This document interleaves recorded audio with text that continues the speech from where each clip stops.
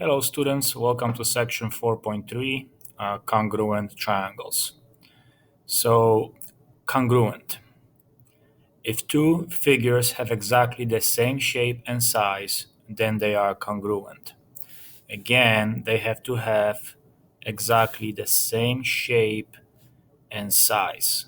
In other words, they have to be identical. Okay, and then they are congruent.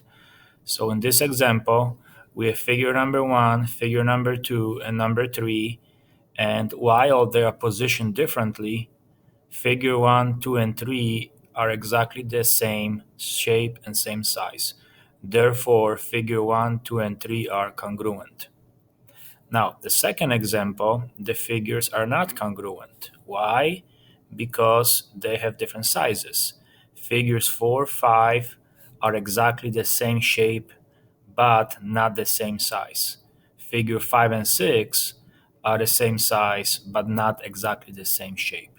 So, in other words, for the two figures to be congruent, they have to have exactly the same shape and size.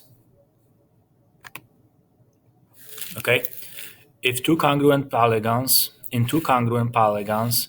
all the parts of one polygon are congruent to the corresponding parts or matching parts of the other polygon. These corresponding parts include corresponding angles and corresponding sides. So what does this mean? Okay, look at triangle ABC over here. Okay, and look at triangle HJK. Okay, the corresponding angles are angle A and angle H. Why? Angle A has two arcs and angle H has two arcs. Okay, they are corresponding parts. Angle B is congruent to angle J. Angle B has one arc and angle J has one arc. And then angle C is congruent to angle K. Angle C has three arcs and angle K has three arcs. Okay? Now, corresponding sides. It has to do with tick marks. Segment AB, which is this one, has one arc over here, is congruent to segment HJ because it also has one tick mark. Side BC has two tick marks, and side JK has two tick marks. Okay, and finally, side AC is congruent to HK because they all have both have three tick marks. So, what is the valid congruent statement? Okay, a valid congruent statement is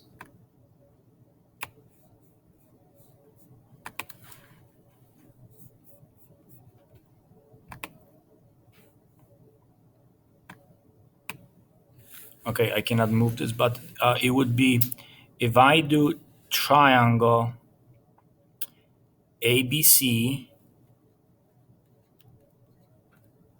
is congruent to triangle. Now look angle A is. Angle A has two arcs. Then you have to go with angle H. The middle letter is angle B. Okay, angle B has one arc, therefore you have to use angle J. And the last letter is angle C, and you have to go with angle K. Okay? So show that the polygons are congruent by identifying all congruent corresponding parts, then write the congruent statement. Okay, so we did this for you. Angle P is congruent to angle G.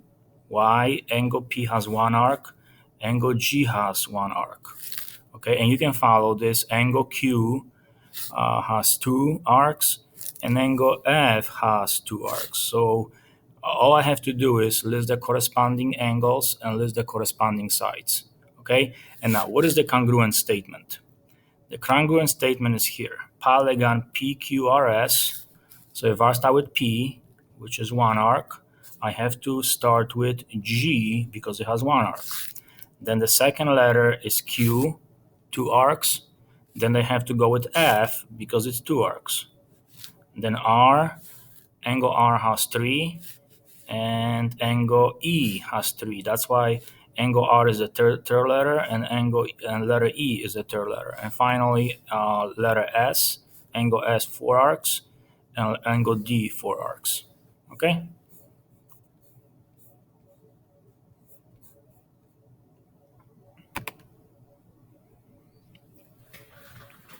Let's take a look at example 1b.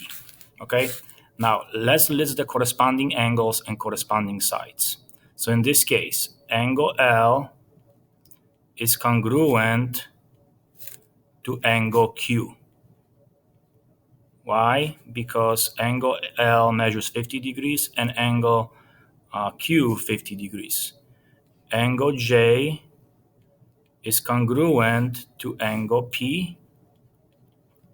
And finally, angle K is congruent to angle M because both angles measure 78 degrees. Now let's talk about the sides. JL is congruent, okay, JL is 50 units long, so it's congruent to PQ. JK is congruent to PM. Oh, I cannot write here, PM. And the last one is LK, which is 40 units long, is congruent to MQ. So now what is the congruent statement? Okay, if I label the triangle on the left JKL,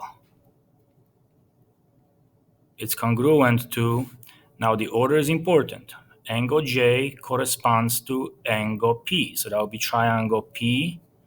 The second letter is K, 78 degrees, so it has to be M.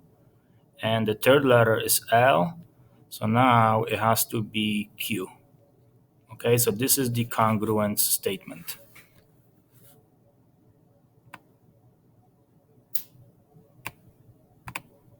Okay, so let's work on one example. In this problem, in the diagram, triangle RVS is congruent to triangle TVS. Find the value of X and Y. Okay, find the value of X and Y. So first of all, can we find the measure of angle R? Yes, we can. Okay, in this triangle over here, I have a right triangle. This angle is 78, this angle is 90, okay? And we know that in a triangle, angles are up to 180 degrees. Therefore, angle R has to be 12 degrees, okay? Angle R has to be 12 degrees. Now, look at the congruent statement. Angle R corresponds to angle T, okay? Excuse the interruption. It looks like Google has been restored, and you should be able to access your Google Classroom as well as email. Thanks for your patience. So angle R is congruent to angle T. Therefore, 12 degrees is the measurement of angle R, and X is angle T.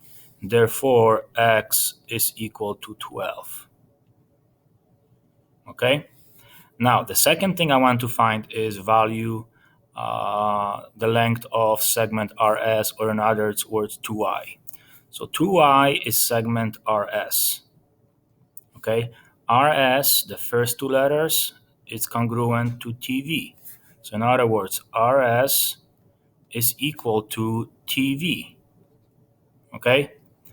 RS is 2I minus 1 is equal to 24.